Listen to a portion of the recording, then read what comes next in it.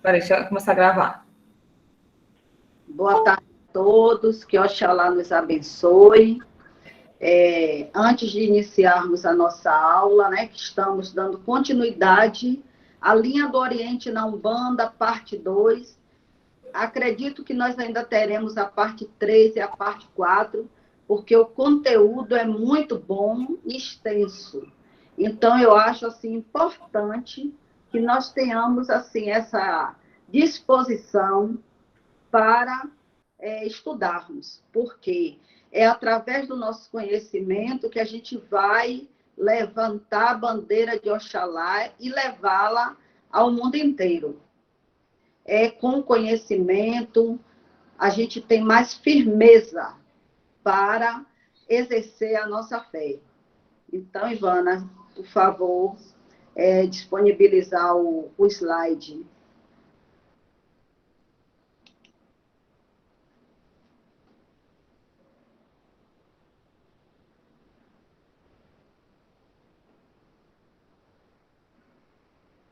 Deixa eu ver aqui.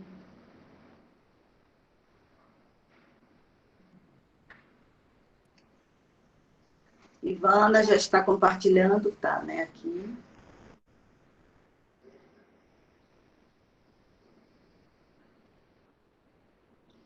Ainda não consigo visualizar aí o slide. Para mim já apareceu aqui, mãe. Deixa eu só ver se todo mundo já está vendo.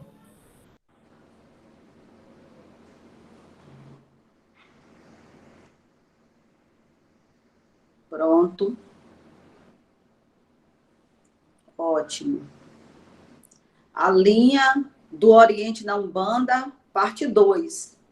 Então, gente, vocês lembram que na semana passada nós tivemos um conteúdo muito extenso, no entanto, carregado de ensinamentos, de conhecimento fundamental para a nossa Umbanda, né? Para o nosso crescimento dentro da Umbanda.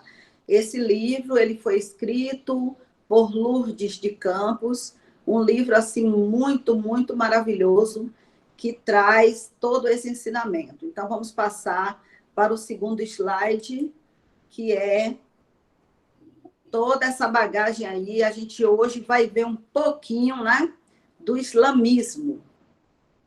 E aí o slide já traz essa informação de que o islamismo é uma religião fundada por Maomé ou Mohammed, que nasceu na Península Arábica entre os anos 570 a 630 depois de Cristo.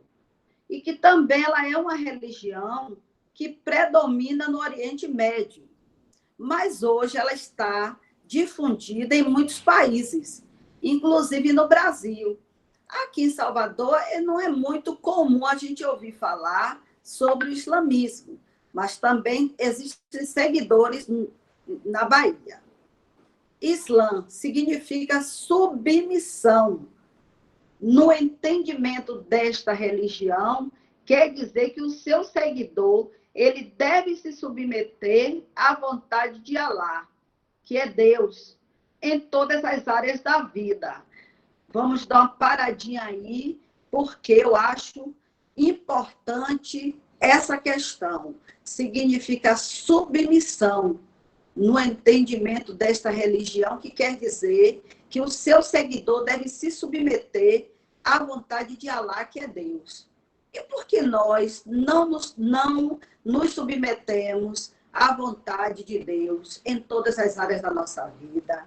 Por que a gente renega um pouco a nossa fé, deixa de lado essa questão que é tão importante, desde quando nós temos na composição, na formatação da nossa vida, corpo, alma e espírito, se nós carregamos dentro de nós uma parte de Deus, por que a gente também não se submete à fé em Deus em todos os âmbitos da nossa vida, seja na parte da nossa prosperidade material, do nosso profissional, da nossa saúde e por aí vai. né? Então, ao ter contato com monges cristãos que viviam isolados em montes altos, cavernas e desertos, no caso, Mohammed, né, que é Maomé,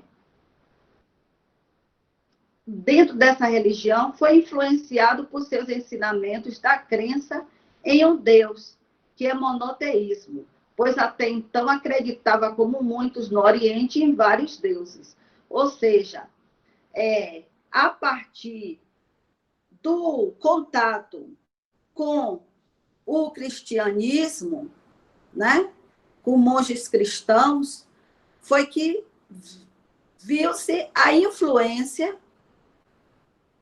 da crença em um só Deus, que quando a gente crê em um só Deus, é o monoteísmo. Mono quer dizer um. Maomé era analfabeto e aos 40 anos, em uma caverna, orando, recebeu a visita do anjo Gabriel. Isso foi o que ele relatou, né? Que apresentou a ele a doutrina em um pergaminho. O anjo pediu que ele lesse, o que ele respondeu que não sabia ler. O anjo leu e pediu que ele repetisse o que lá estava escrito. Então, Mohammed, ou Maomé, ele era analfabeto. Aos 40 anos, ele recebeu essa visita, essa iluminação, né, espiritual, visualizou um anjo, Gabriel, e que esse anjo apresentou para ele essa doutrina do islamismo, que veio toda escrita em um pergaminho. Ora, vários profetas, porque Maomé é um profeta, né? E vários profetas receberam ensinamentos e orientações e escreveram. Já Mohammed já recebeu isso tudo em um pergaminho, através do anjo, né, Gabriel. Ele era analfabeto, não sabia ler, então ele repetia até que absorveu aqueles ensinamentos. Vamos passar para o próximo slide, que é a continuação ainda do islamismo.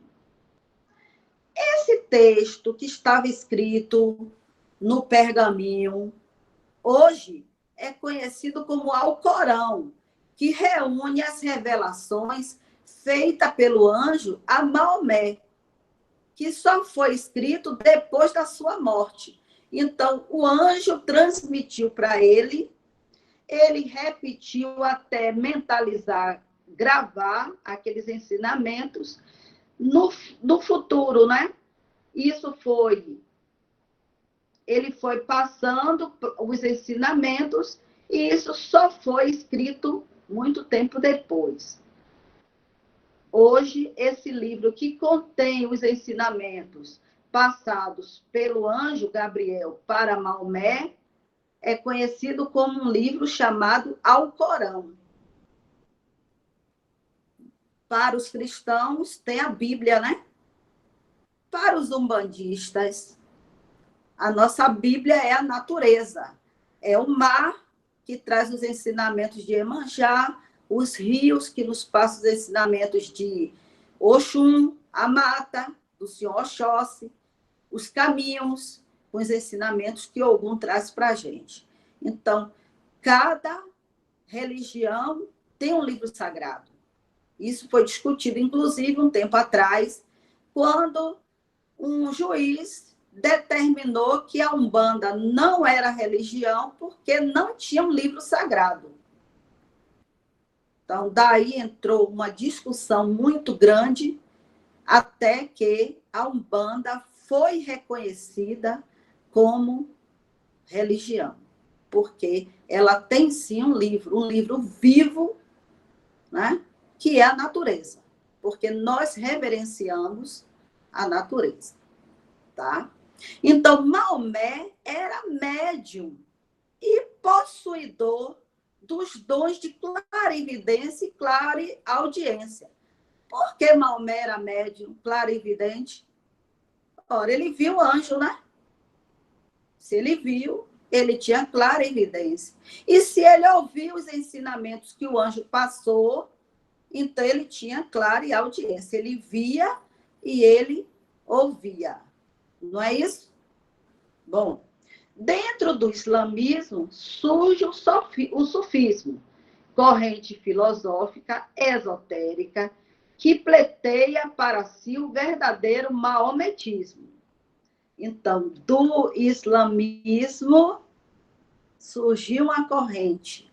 Isso nada mais é do que o sincretismo, né, gente? Uma religião se apoiando na outra, né? Procede do mesmo, ou seja, do sufismo, outras correntes, né? Procede do mesmo as sociedades secretas, a maçonaria e a grande fraternidade branca, que a gente ouve tanto falar, né? Que tem os mestres ascensionados, todos aqueles ensinamentos. A maçonaria também é muito conhecida, tá? E também o zoroatrismo persa, o Siddhartha indiano e o taoísmo chinês, também que influenciaram o sufismo. Olhe como uma religião vai influenciando a outra e trazendo. E a nossa Umbanda, ela ainda carrega um pouco de cada um desses ensinamentos. Então, para vocês terem ideia da grandiosidade que é a nossa Umbanda, né? E que abraça tudo de maravilhoso, os ensinamentos de todas essas religiões. Podemos passar mais um slide, tá?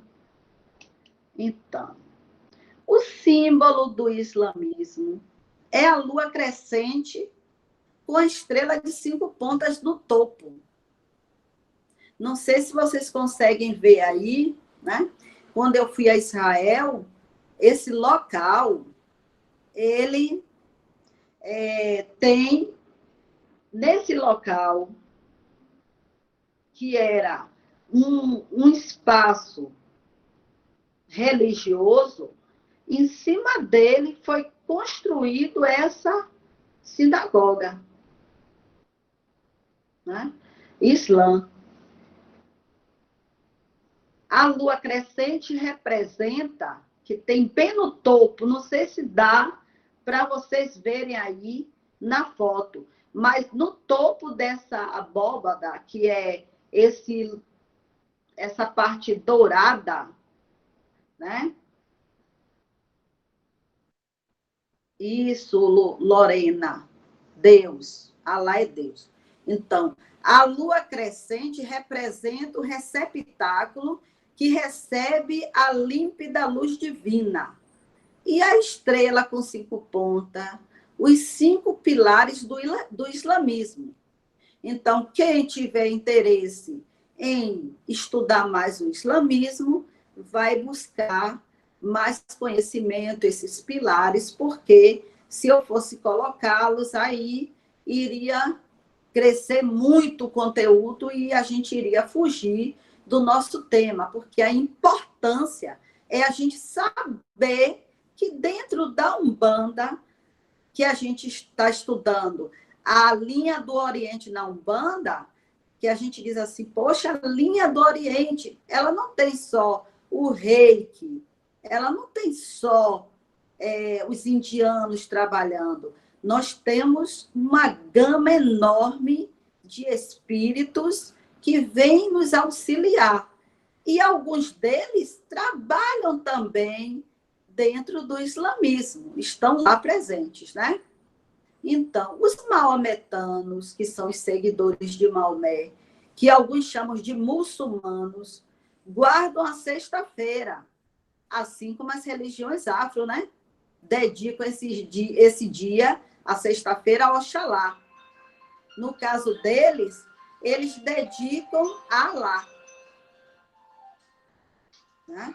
Então, gente, sexta-feira, para os maometanos, é o dia dedicado a Alá.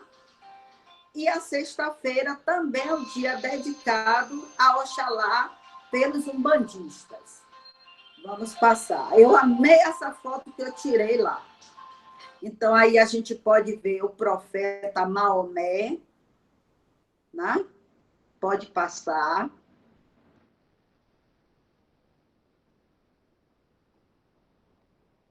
Né? E aí a gente entra o caboclo orixá malê.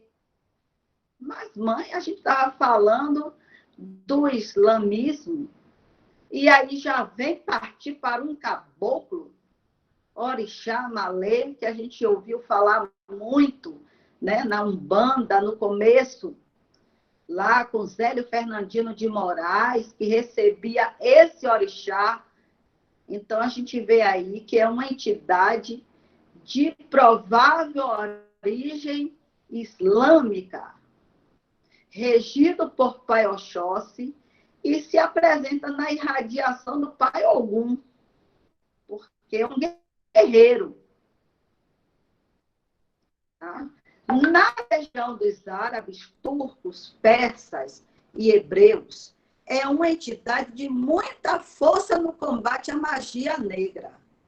Tem alguns estudiosos que contam que na época que Zélio Fernandino de Moraes ele recebia o orixá malê, era uma vez por ano, esse orixá descia, né, no terreiro, e que era, na época, tinha um sarapatel que era preparado para servir as pessoas que estavam presentes. E que esse caboclo, conhecido como orixá malê, ele também participava dessa comida, ele comia. Era a única coisa que era ofertada, né, o único alimento ofertado e que servia também na ingestão de alimento por Zélio incorporado desse orixá. Eu não posso ter, assim, certeza, mas acreditando no que alguns escritores falam, certo? Então, esse era um dos caboclos, além do caboclo das 7 encruzilhadas, o Zélio Fernandino incorporava esse orixá malê, que trabalhava muito, né, em combate à magia negra. Podemos passar. Tá? Tem também o caboclo Aquã, o Abdu, que se apresenta na legião dos árabes também, turcos e hebreus. Então, esse caboclo, ele vem. Nem sempre ele vai se apresentar como caboclo Aquã, mas o médium que o recebe, se ele não for uma pessoa que gosta de estudar, que busca os conhecimentos, ele nunca vai saber que ele se apresenta na legião dos árabes, turcos e hebreus. Né? Então, mais um caboclo aí que vem trabalhar na linha do Oriente, dentro dos terreiros, e que tem a sua origem, né, dos árabes, turcos e hebreus. Podemos passar. Temos também o Rei Congo de Oberim, é outra entidade que trabalha na Umbanda. O Rei Congo de Oberim, segundo Joseph Ronton, no livro Analogia de Umbanda, ele conta que o mesmo viveu no tempo de Maomé. E relata que Maomé, em 615, fugiu com os racimitas, atravessou o Mar Vermelho, chegando à Etiópia, Uganda e até o Congo, onde se uniu ao rei Congo de Oberim, que adotou o islamismo. Então, esse rei Congo passou a adotar o islamismo em seu reino. Esse rei ainda é venerado nas rezas de nação angolana. Né? Então, a nação angolana, na religião afro, no candomblé, ainda reverencia o rei Congo, que a gente já ouviu muito falar, né? O rei Congo, mas a gente nunca iria imaginar que ele é de Oberim, né? E que ele se uniu a Maomé, né? Maomé levou esse ensinamento para ele e que ele o adotou, né? A religião islâmica, né? Olhem mais um aí, né? O rei Congo. Alguém aí já ouviu falar que tem as congadas, né? Em algumas regiões do Brasil. Podemos passar. E aí, a gente vem agora, né, para o Brasil. E a gente lembra nos estudos de história sobre a revolta dos malês. Então, no Brasil, os malês eram negros muçulmanos, como os hausas, os nagôs, que influenciavam aos demais por sua cultura mais intelectualizada do que as de muitos senhores brancos. Então, o termo malê deriva do iorubá, imale, que quer dizer o muçulmano. Tinha seus cultos organizados na Bahia e promoveram guerras religiosas, pois queriam que todos aceitassem a sua religião. Olha a intolerância religiosa presente. E de 25 a 27 de janeiro de 1835, na cidade de Salvador, ocorreu a chamada Revolta dos Malês, liderado pelo escravo Mala Abubakar. Os planos dessa revolta era tomar todas as terras pertencentes aos brancos, invadir os engenhos do Recôncavo, matar todos os brancos e libertar os escravos. E eles partiram da Vitória, do bairro da Vitória, que tem no Campo Grande, tomando todo o centro da cidade. Vamos passar aí. Olha a foto aqui do líder, Mala Abubakar. E do outro lado nós temos a revolta dos malês. Lorena dizendo que é incrível essa junção, né? E é que a gente precisa realmente prestar um pouquinho de atenção, né? Vamos lá, passando. Olha aqui, muçulmanos no Brasil, as mulheres, né? Com os toços, né?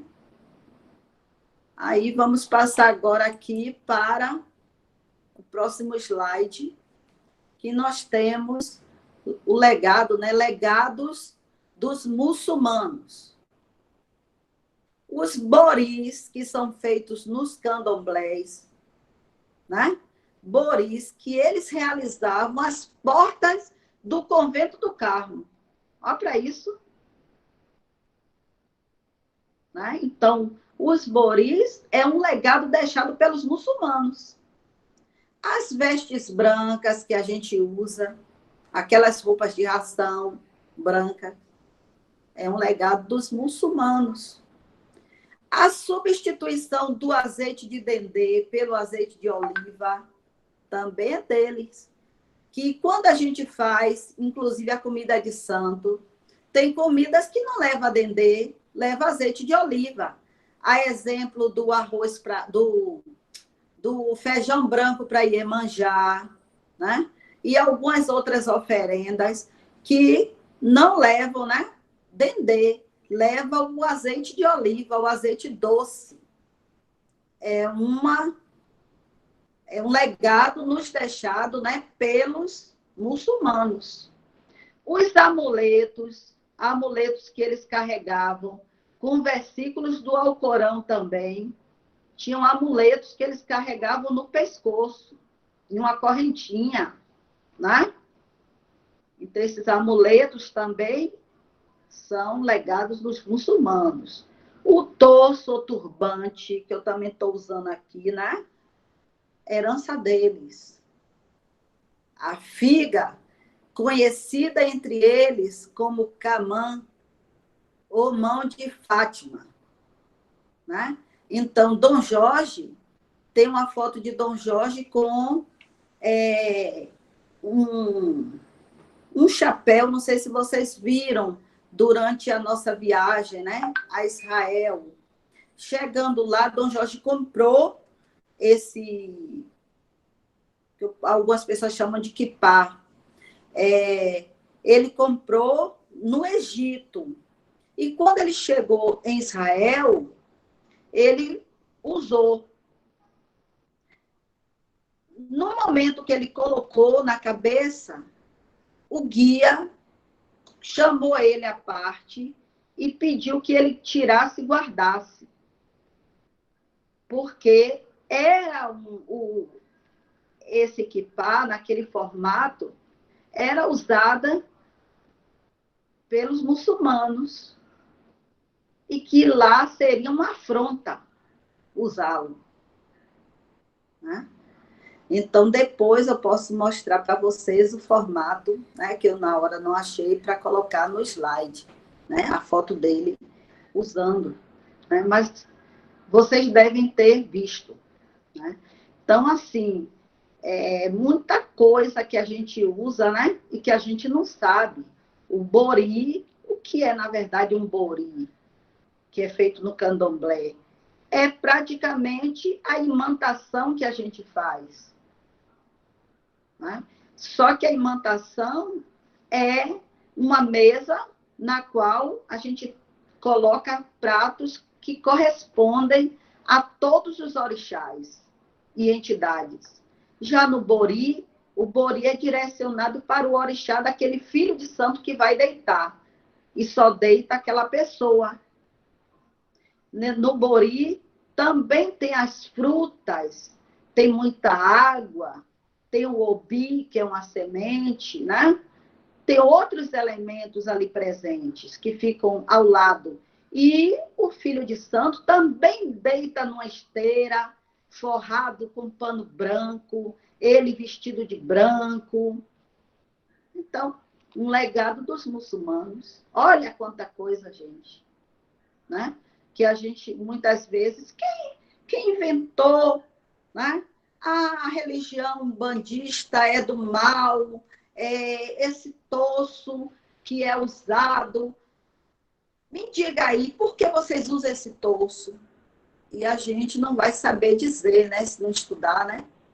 E por que vocês usam roupa branca? Né? E os amuletos? Ah, esse amuleto é do mal. Olha, da religião muçulmana, né?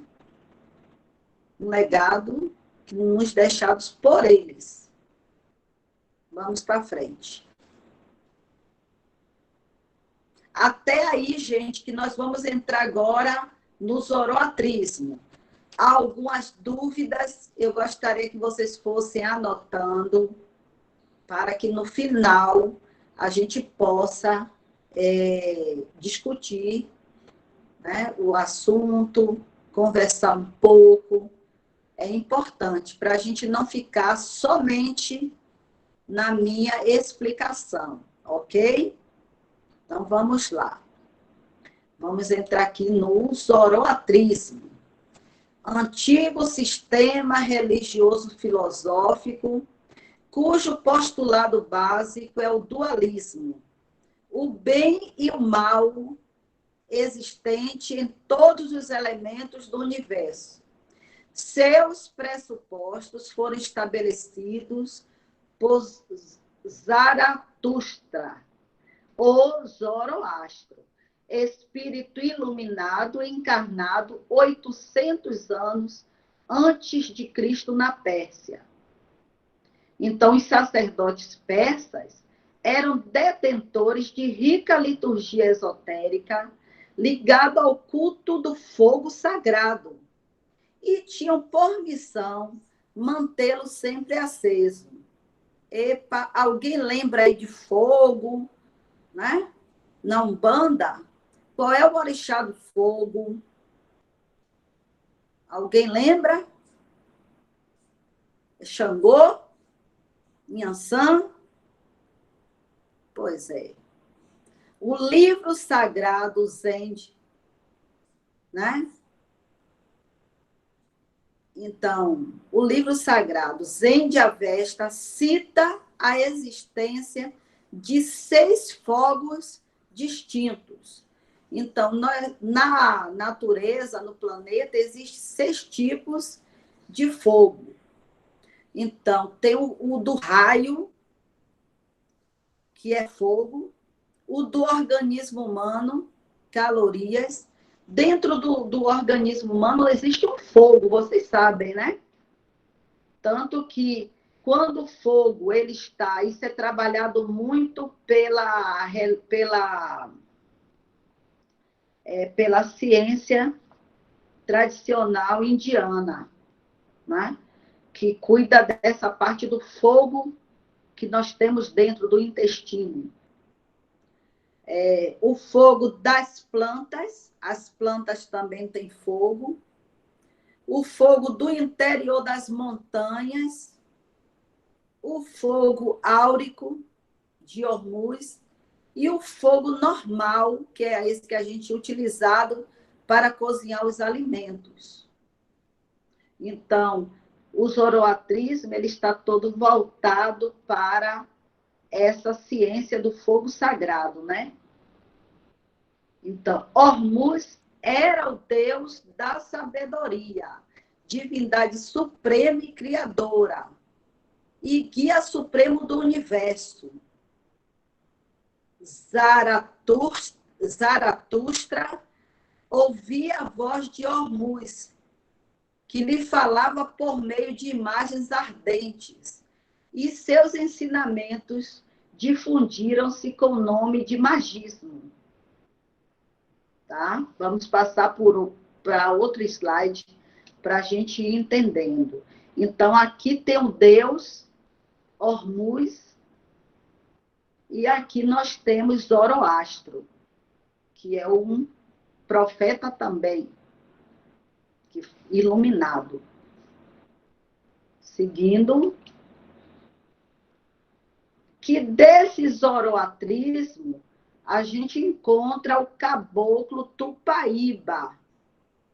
Na Umbanda, ele se apresenta na falange do caboclo Cobra Coral. É regido pelo orixá Oxóssi, como caboclo, e atua na irradiação de Xangô, porque é um orixá que vem do zoroatrismo, que faz todo aquele contato com o fogo, né? Ele vem também na falange do Cobra Coral e de Oxumaré. E a gente sabe que a cobra ela carrega um fogo, que é o veneno. Mas no caso de Oxumaré, é um fogo sagrado, que sai através da boca. Caboclo Tupaíba. Vamos passar. Aí a gente já estamos saindo do zoroatrismo e vamos entrar agora na legião dos chineses, tibetanos, japoneses e mongóis. Será que eles também trazem uma influência dentro da Umbanda? Vamos lá. Chefiada por Ori do Oriente, esta legião é composta por mestres e sábios chineses, tibetanos e mongóis. Ao estudar as religiões e os guias espirituais desta religião, podemos entender claramente por que a diversidade religiosa é necessária, pois nos deparamos com culturas, concepções religiosas, naturezas humanas, expectativas e anseios muito diferentes dos nossos.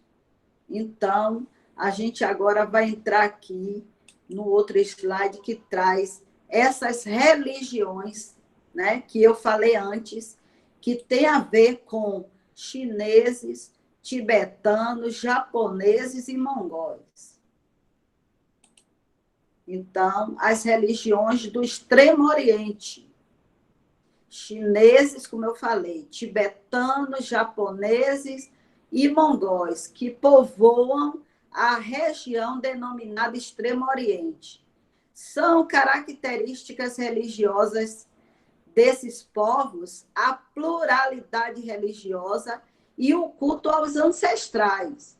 Na Umbanda, nós reverenciamos os ancestrais também, né, gente? Então, daí a gente pode ver o taoísmo, confucionismo e budismo, dentre outras religiões, né? Que formam o que os chineses chamam de 3 caminhos, que coexistem lado a lado e se influenciam mutuamente. Então, o taoísmo, a gente vê esse símbolo aí, né? Do Tao. Aqui nós temos o símbolo do Tao, do lado direito, né? Daí do slide. Vamos passar aí. Depois eu vou explicar sobre esse símbolo aí, mais embaixo, tá? Mais abaixo a gente vai ter esse conhecimento. Então, a linhagem dos mestres do taoísmo e do confucionismo. A linhagem dos mestres do Tao não constituem uma religião em si, mas ensinamentos de grandes mestres que teve início na China, com o imperador Foxi, espírito iluminado. Seu primeiro mestre há cerca de 3.468 anos, né, antes de Cristo. Outros mestres foram Lao Tse, Confúcio, Siddhartha Gautama, que é o Buda, Milan, que é o Buda Maitri. Então, dentro da Umbanda, né, a gente tem também um direcionamento dentro da linha oriental de cura. A gente traz, na verdade, esses mestres também para nos ajudar, né, com sua energia. Lembrando que, né, somente lembrando, que quando a gente fala em Buda, né, quando a gente fala, voltando um pouquinho, né, quando a gente fala nos chineses, nos japoneses, de onde vem o reiki, de onde vem a massagem, né?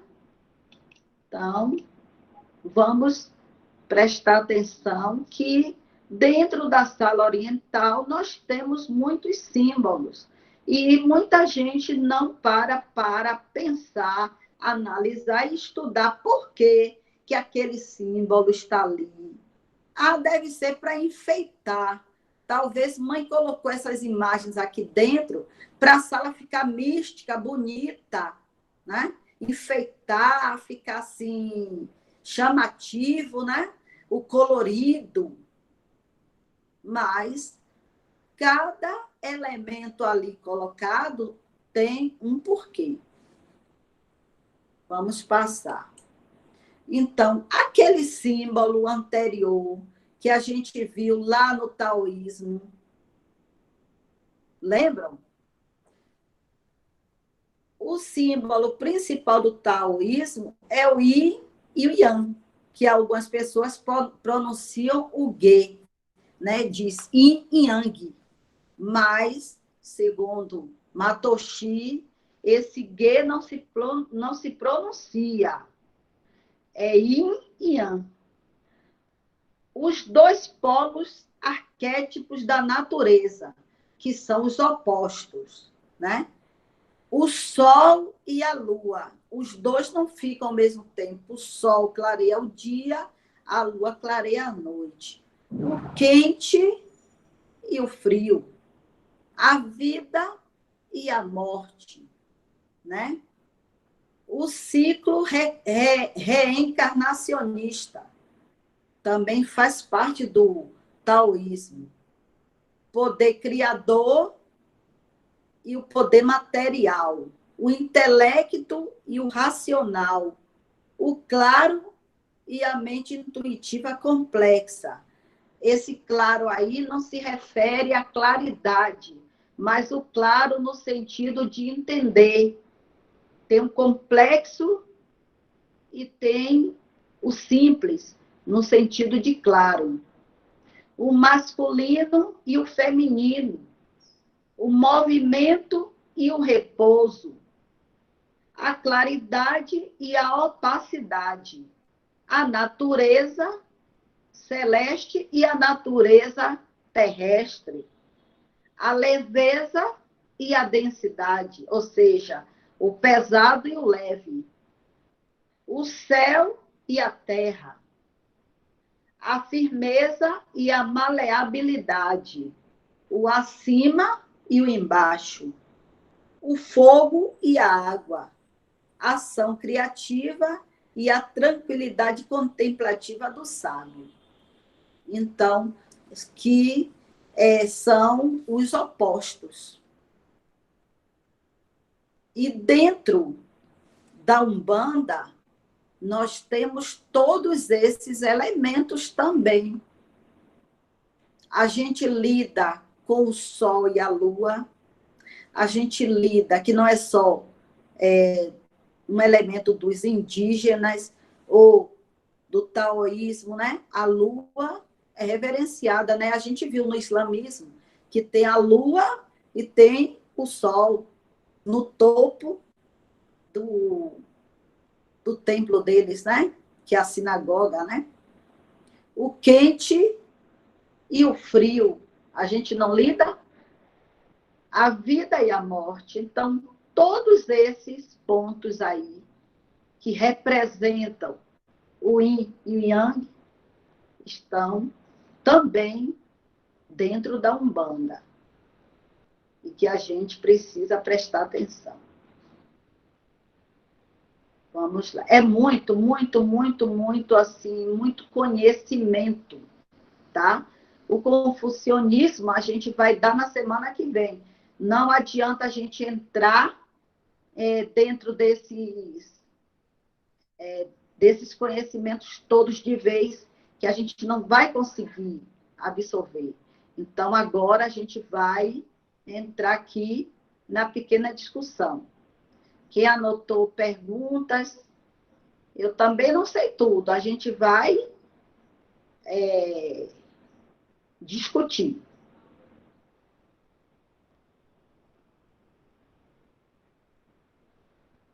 O povo ainda está assustado com as coisas? E acho que o povo está se recuperando, uma das informações. Até eu estou processando. Deu um nó aqui, viu, mãe? Deu um nó aqui também. Sabe uma coisa que me chamou a atenção, mãe, desses slides todos que a senhora trouxe? Me chamou a atenção o seguinte: milênios de anos antes de Cristo, né, os profetas, os primeiros profetas, todos eles, pelo que a senhora trouxe para a gente, relatam que quando chegaram à iluminação, eles viram um símbolo, e todos eles relatam o fogo. E todos eles relatam a existência de um espírito de muita sabedoria. E o que eu achei interessante é que, assim, isso vem já desde muito antes de Cristo, né? As religiões que acreditavam na existência dos deuses já falavam da existência desse Deus maior de sabedoria e relatam essa aparência de fogo. A gente não poderia... No cristianismo, nós temos Moisés, isso, que viu a sarça ardente, né? Exatamente. E aí eu fiquei aqui pensando, será que essas aparições de fogo e esses relatos de o grande Deus supremo da sabedoria não seria algum indício do próprio Deus, o Deus único e supremo, só que na época os povos, as populações não ainda tinham entendimento de que o Deus era único e supremo? Eu fiquei com isso aqui pensando, deu esse nó na minha cabeça. Pois é. Então, assim, sintetizando, né? A gente vem e para pensar quanto preconceito há sobre a religião. E esse maior problema é porque cada religião quer mostrar-se como a melhor de todas. E o único Deus verdadeiro é aquela que a sua religião apresenta. Sem saber ou sem querer aceitar que todas as religiões estão interligadas. E que todas trazem os mesmos elementos. E que a gente briga à toa. A gente desconsidera a religião dos outros sem parar para analisar, sem estudar. Aí a importância dos nossos sábados, que a gente está aproveitando e que eu vou chamar a atenção no grupo, que poucas pessoas estão aproveitando esse momento. Se não estão no terreiro, estão em suas casas, cada um não poderia se organizar mais cedo, preparando, limpando sua casa, cuidando do que tem para fazer, para nesse horário estar disponível para participar? Não seria enriquecedor esses aprendizados para todos? Para não estar por aí falando bobagem? Né? Então, assim, essa é a importância de a gente estar cuidando do conhecimento. Quantas pessoas olham para uma imagem e, digamos, olham quando chegam lá na Sala do Oriente e dizem assim: Ave Maria, mãe fica botando aqui Shiva, Ganesha. Ganesha é um deus do mal, é um espírito do mal. Mas não sabem, não estudaram. Né? O que é o mal e o que é o bem. Tá? Vamos, assim, retomar a nossa vida a partir de agora com um olhar diferenciado. Eu tenho certeza que quando a pandemia acabar, que a gente voltar ao terreiro, a gente vai parar e enxergar o terreiro, os elementos da casa com outro olhar. Chegar na porteira, a gente vai ver, poxa, olha a presença aqui desse Exu, ele está presente em tudo, na corrente oriental, é energia. A gente vai enxergar um caboclo com outro olhar.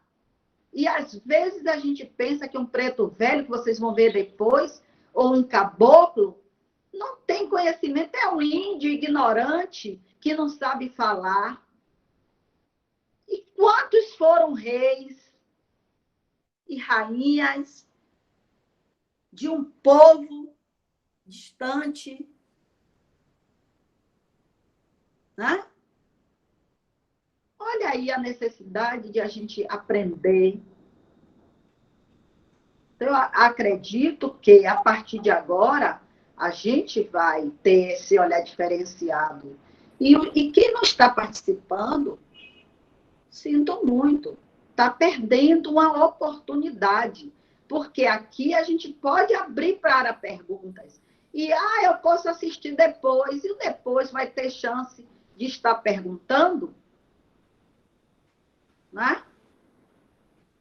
Mãe Lore colocou. O médium que trabalha com entidade vai se questionar do nome que a entidade der e vai dizer que está incorporando um egum, quiumba, não sei o quê, vai botar o indiano para correr, vai botar... Não quero, não aceito, não. Isso aqui não existe, não. Não existe porque você não estudou, não sabe. Diga. Lore colocou aqui, é incrível o acesso que nós temos, mesmo sem saber de culturas e crenças que são, em sua grande parte, a base para a nossa religião. Pois é. Vilma colocou que é muito interessante, informações valiosas. Isabela concordou com Ivana, que acredita também, que é uma crença dela. Fátima falou que o Yin e Yang lembrou bastante a nossa direita e esquerda, energias complementares. Sim. Tudo está interligado. Olha a presença dos Exus, né? Quando dizem boa noite, mesmo sendo dia. Isso que a senhora falou. Como sendo noite, porque a dimensão deles é como se eles trabalhassem no clarão da lua. Não é o seu tranca-rua não trabalha no clarão da lua? As pombagiras? Isso olha aí a presença do Yang. Neto colocou verdade, mãe, sendo muito ricos encontros. Pode falar, Ivana. Só as pessoas colocando aqui, Shirlene também, o preconceito com as religiões matriz africanas também tem a ver com a desvalorização social do negro. Sabemos que por dessa desvalorização provocada para justificar a escravidão. Rick coloca que o trabalho está lindo, que é maravilhoso a continuidade, mesmo voltando ao habitual. Gratidão à mãe, Ivana, Járcia, pelo trabalho. Ju se coloca que os estudos mostram que os 10 mandamentos escritos há 3.500 anos atrás pelo grande espírito foi escrito com fogo. Sim. Acho que é isso. Járcia, diga à mãe que quero fazer um comentário. Pode falar, Shirlene. Depois Ivana fala, tá, Ivana? Tá. Benção, mãe. Que ela nos abençoe. Ô, gente, boa tarde. É o seguinte, porque assim, eu gosto muito de puxar também pela questão social. De a gente, mãe, só compreender, às vezes a gente só quer compreender essa valorização da nossa religião, quando a gente percebe que tem ligações com outras socialmente mais aceitas. Sim. Não é isso? Sim. Então, assim, quando a gente pensa, quando a gente diz assim, coisa de preto, coisa de gente ignorante, coisa de gente analfabeto, é porque socialmente nos disseram que nós negros, né, somos isso, né? Exatamente. Mas a gente se esquece que isso é uma coisa forjada socialmente e que teve uma intenção por trás, né? Sim. Antes da escravidão, o que era a África? Sim. Antes da escravidão, né? E se nós às vezes nos esquecemos dos reis e das rainhas que lá tinham, como é que chama? A civilização do Congo que a senhora citou aí. Quantos reis e quantas rainhas lá existiam? Sim. Né? Então, eu gosto de pensar muito assim também. A gente nunca se esquecer que esse analfabetismo, que essa falta de cultura que dizem que nós temos, é uma questão social também. E, infelizmente, a gente ainda se esquece disso. Foram 300 anos de escravidão, mas não passaram, né? Sim. Ainda continuamos com essa mentalidade ainda de baixar a cabeça mesmo. Só tem valor quando a gente diz que nossa galera também tem uma relação com outras religiões mais bem aceitas socialmente. Sim. E também a gente perceber aquilo que o caboclo das 7 encruzilhadas falou na fundação da Umbanda, né? Que seria a oportunidade de dar voz aos espíritos que foram discriminados em outros lugares, que não foi só no espiritismo, né? Mas em todos os outros lugares, e agregou todo mundo. Então, é uma religião muito rica, se a gente for parar para analisar, né? A riqueza, porque é uma religião que não carrega preconceito. O preconceito nosso, porque não temos o conhecimento. Mas quando a gente para estudar, como esse conteúdo, a gente vê que, olha para isso, uma religião que abraça, acolhedora, né, Rick? abraça todos os outros, né? E iguala, respeitando, amando, né? E trazendo para trabalhar junto com, fazendo uso, né, daquela energia, percebendo que a energia, ela é do cosmos, do universo, de Deus. E que já não é uma coisa nova, apesar de a Umbanda ter surgido há 111 anos para a gente aqui, né, no plano físico, mas ela é uma religião como essa, gente, ela não pode ter sido idealizada simplesmente há 111 anos. É uma religião milenar. Ela estava sendo organizada no plano espiritual há milênios, para que hoje ela tivesse essa bagagem toda. Não é pouca coisa. Não é pouca coisa. É muito rica. Nenhuma religião que eu conheça conseguiu agregar uma infinidade, uma diversidade, a palavra é essa, de espíritos como a Umbanda, de diversas vertentes para trabalhar, abriu as portas, deu oportunidade, vez e voz ao trabalho. Rico, riquíssimo para mim.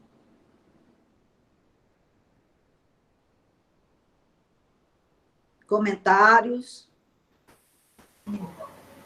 Mãe, eu ia naquela hora falar sobre a minha ignorância, que eu só me dei conta há muito tempo depois. Eu estava na FUCA, e aí a senhora me orientou a fazer um padê, ou um imã para Oxóssi, e Ritinha foi me ensinar a fazer. E aí, durante o processo, na hora que ela estava me ensinando, eu estava cortando os elementos todos, me veio um nome na cabeça, né, de um caboclo. E aí eu fiquei assim, gente, nunca vi esse nome, vi como a senhora falou, a gente desconhece, não estuda, e aí começa a questionar, né, o que não conhece. E o nome forte na minha cabeça, eu dizendo, não pode ser esse nome, não é esse nome. Imagina, a pessoa não sabia nem fazer um imã para Oxóssi, mas queria questionar a entidade que estava dizendo o próprio nome. E aí eu segurei, na hora que o imã ficou pronto, que Ritinha olhou tudo direitinho, a senhora não estava lá nesse dia, eu acho. E aí entrou um irmão nosso cantando um ponto de caboclo, e aí a entidade veio e disse em alto e bom som exatamente o nome que estava na minha cabeça. Eu não consegui falar outro nome que não fosse exatamente aquele que ele disse. E aí eu fiquei depois, gente, aí depois que ele falou, foi que eu fui pesquisar, e ainda pesquisando, ainda me questionando, quer dizer, a ignorância da pessoa chega a tal ponto que, se duvidar, ela vai realmente duvidar da própria entidade. E a gente precisa aprender mesmo com isso. Que a gente não sabe nada. A gente realmente não sabe nada. E isso ficou muito marcado para mim, para mostrar a minha ignorância. E que precisamos realmente buscar. Exatamente. E dar oportunidade a si mesmo de crescer, né? Imagine, eu estou aqui falando sobre esse ensinamento, ele está sendo gravado, a gente vai disponibilizar, né, no Caminho de Aruanda, com fé nos Caminhos de Aruanda, muita gente vai ter acesso, e alguém pode até vir a me criticar. Eu não me importo, estou dando minha cara, porque é a realidade. E a gente só percebe que é isso que acontece dentro da Umbanda porque a gente vivencia. Mas somente agora, com os estudos, é que vocês estão fazendo, cada um fazendo relação com os acontecimentos. Né? Mas quem não teve a chance de estudar e de vivenciar uma situação, não vai perceber. Não vai perceber. Né? Porque se um turco chegar, né, um árabe chegar e disser para você que você está recebendo, né, uma entidade, né, citar o nome, você é capaz de mandá-lo correr. Porque você vai dizer, não, aqui é Umbanda, aqui não é isso, não. Né? Então, aqui, por exemplo, legião dos chineses, tibetanos, japoneses e mongóis. Imagine, olha que legião enorme dentro de uma religião. Um dos pontos aqui é uma sementinha dentro de uma religião, mais uma semente. E aí a gente diz assim, poxa, chegou um tibetano aqui para falar comigo, quem sou eu? Não, que nada, isso aí é um espírito enganador. Né? Porque não sabe. Quem não sabe, sinto muito. Mãe Jamaica está perguntando se o caboclo sete encruzilhadas tem alguma relação com o Exu sete encruzilhadas. O caboclo das sete encruzilhadas é caboclo. O Exu é Exu. Mas não é, digamos assim, não é o Exu de Zélio. Se é isso que ele quer saber. Pode, Malu, pode falar. Entendeu, Jamaica? O caboclo das sete encruzilhadas foi o caboclo que Zélio recebeu naquele momento. Mãe? Oi, mãe. Essa aula de hoje me fez recordar, não sei se a senhora lembra, eu acho que há uns 5 anos atrás nós tivemos uma gira oriental e lá embaixo, né, ainda, acho que 5 a 4 anos atrás, a senhora recebeu uma entidade oriental. Sim. Que não falou muito, mas depois a senhora nos relatou, naquele momento, que aquela entidade veio falando da transformação do mundo, né? Do que a gente precisava se reunir se unir nessa energia oriental por conta de muita coisa que o planeta iria passar. A senhora recorda disso? Eu lembro. Há 5 anos atrás. E a gente, na época, eu lembro que era época de Copa, a gente estava tendo muita discussão por conta de jogo, não sei o quê. Agora, hoje, me faz assim, recordar e refletir que não era exatamente aquele momento de discussão por conta de jogo, não sei o quê. Era o que a gente está vivendo hoje, né? E que há 4 anos atrás, esse guia oriental veio nos pedir essa união de amor e oração e vibração de amor para a Terra, por momentos futuros que iriam vir. Lembro, sim. Né? Foi um momento assim, eu sentada lá dentro, na parte que... Isso, onde tem a pintura, onde fica lá atrás, onde é pintado... Não tinha nem pintura na época. Não tinha, estou dizendo que é naquela parte atrás do Congá, a senhora sentadinha ali na entrada, eu estava sentada assim, aos pés da senhora, e eu lembro muito bem dessa entidade, e a senhora recebeu ali, fez aquele formato da mão como se estivesse com o planeta na mão, e aí em seguida a senhora nos explicou a mensagem que essa entidade veio trazer em relação ao universo, né? Foi, pediu que todos nós tivéssemos a consciência planetária, que iria passar, que nós iríamos passar por momentos muito difíceis, eu lembro. Me recordei muito bem disso hoje. A cada momento que a senhora estava falando aí, eu estava aqui vendo essa imagem na minha cabeça. Então, assim... Gratidão, viu, mãe? Ah, bom, amor. Aí, assim, a gente não para realmente para avaliar, né? E aí, assim, menospreza, porque uma religião acha que é algo muito simples, né? Mas toda religião, ela carrega em si essa riqueza. Se a gente for estudar as outras religiões, a gente vai encontrar também muita união, muita coisa. Diga, Isabela. Oi, mãe, sua bênção. Oxalá nos abençoe. É só uma observação. Sim. Eu frequentava uma determinada casa espírita, não cabe dizer o lugar. E nesta casa eu recebi um caboclo, o seu sultão das matas. Sim. Vai bater dentro de tudo que você falou aqui. Eu fui expulsa da casa. Porque ela disse que índio não era permitido lá. Olha. E aí eu cheguei através de Tati até a FUCA. E hoje eu sou muito grata, eu tenho aprendido muito, mãe. Eu preciso aprender ainda muito mais. Mas eu sou grata. Nós eu sou grata, na aula passada, se você buscar os slides... eu assisti. Sobre o caboclo Sultão das Matas, na aula passada. Isso. Eu assisti. Então, assim, É só essa observação, porque é um sultão, né? eu venho do kardecismo. E o kardecismo, ele tem aquela visão lateral para algumas coisas. Sim. E Irmã Esmeralda não era aceita, Seu Tupinambá não era aceito. Então eu ficava nessa, e aonde eu vou trabalhar com isto?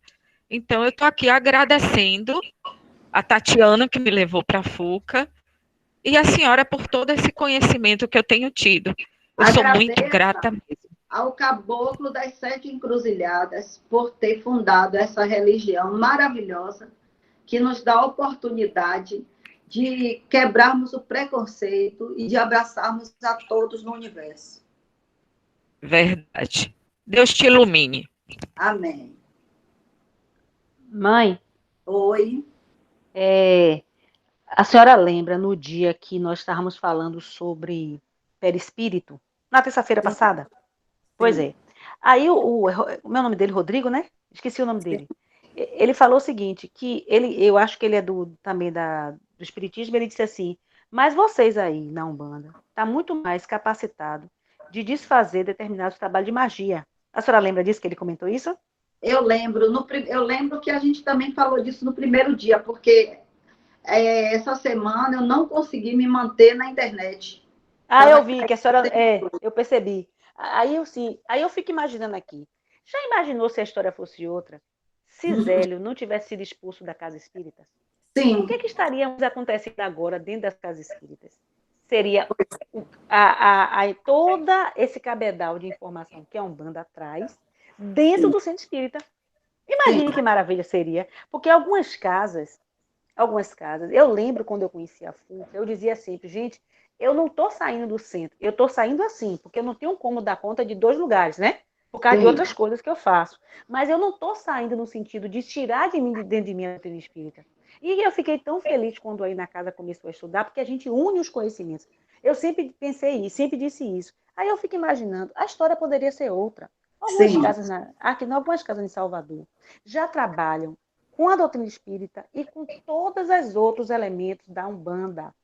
Sim. Né? Eu não tive a oportunidade de ir, mas todo mundo fala da Casa do Caminho.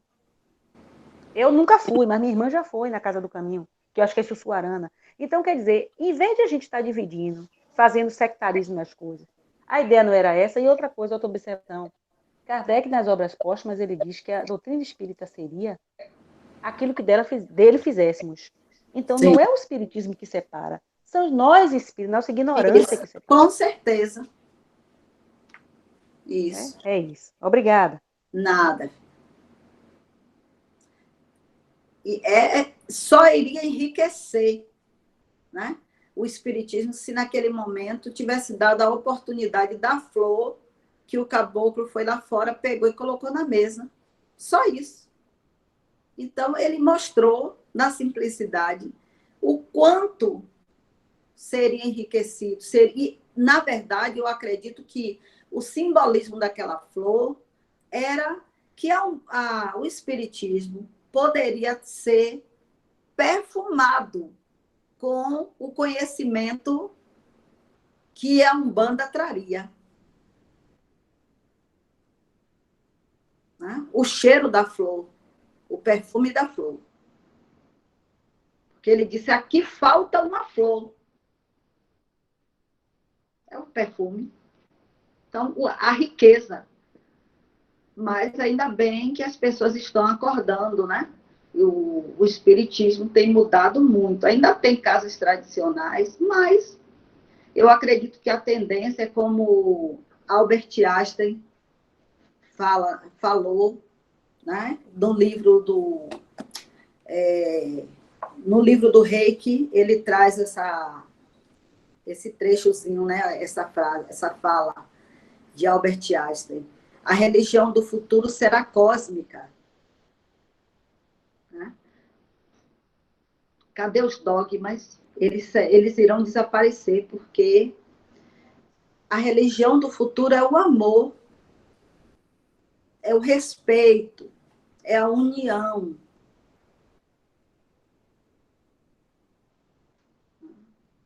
só isso. É o futuro, é o que nos reserva. É a gente se conscientizar. E talvez o planeta, né, esteja passando por essa transformação, né? Muita gente desencarnando, está havendo renovação em tudo. Vocês veem, as praias, quando que a gente imaginou que haveriam cercas nas praias? Gente, há um ano atrás era humanamente impossível que um dia a gente fosse ser proibidos de tomar banho de mar, de sair na rua. Então, o planeta, ele está se renovando nesse caos. Diz que a mudança verdadeira só ocorre no caos. Então, podem ter certeza que o planeta será outro após a pandemia. Toda vez que acontece necessidade de transformação, entra o caos. Então, a gente vai ver uma nova história, vamos viver, somos atores de uma história que está acontecendo. E que no futuro a gente vai ver uma nova terra, como diz Gabi, que na inocência dela, né, ela falou para mim assim, mãe, vai ter frutas, vai ter flores, tudo bem que eles são um testemunho de Jeová enchendo a cabeça dela, mas na inocência dela, ela trouxe para mim assim, que quando isso tudo passar, quem sabe, talvez, a consciência das pessoas irá mudar, porque a gente come banana dentro do carbureto que colocam para amadurecer mais rápido, né?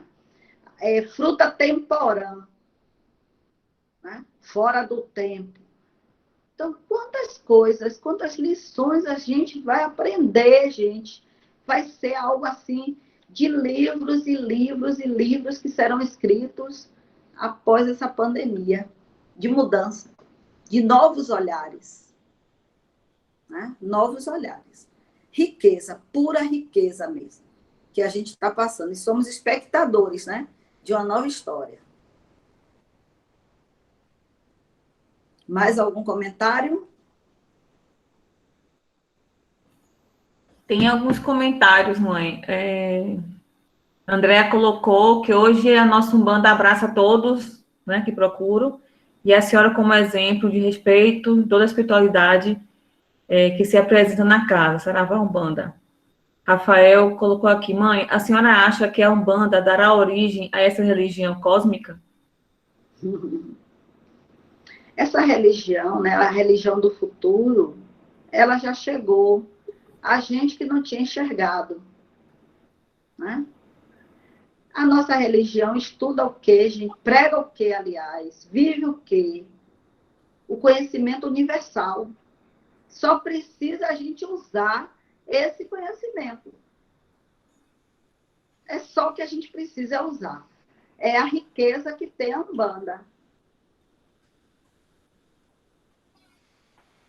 Não tem dogmas, o que eu digo com relação a gente ter o medo que a Igreja Católica Romana disseminou nas pessoas, né? Então, hoje a gente já enxerga que podemos nos confessar, reconhecer o nosso erro diretamente a Deus. O contato nosso hoje, a gente não precisa de um ser que leve até Deus o nosso pedido, porque a gente não tem acesso. Então, a Umbanda vê muito isso, que a gente, digamos, imagine, a gente reverencia a natureza. E a natureza é Deus presente em cada um de nós. E nós fazemos parte desse conjunto. Ivana colocou aqui que riqueza ter a senhora falando tudo isso para a gente. Muito obrigada. E o pessoal colocando aqui Saravá Umbanda. Graças a Deus. Então, gente, esse livro a gente vai continuar estudando, viu? Eu acho que a gente ainda tem muito, muito a aprender com esse livro, com os estudos. Não estou só colocando coisas do livro, estou pesquisando muito, estou estudando, aproveitando esse momento. Aproveitando. Então, façam isso. Pelo menos, aproveitem a aula. Convide um irmão da casa que não estão participando das aulas de sábado, pelo menos, para participarem. E quero também comunicar a todos que eu continuo fazendo o meu trabalho de atendimento espiritual através de jogo de búzios, do tarô cigano. E quem desejar, entre em contato comigo. O cartaz eu divulguei com o telefone. Entre em contato comigo que eu agendo o jogo. Sabendo que o jogo tem uma taxa, né? Existe uma salva para o jogo de búzios. Os trabalhos não são cobrados. Eu peço apenas o valor do material para serem feitos, porque é a necessidade que existe, né? E olhe que essa taxa, essa salva do jogo de búzios, eu utilizo muito, muito, muito para ajudar as pessoas.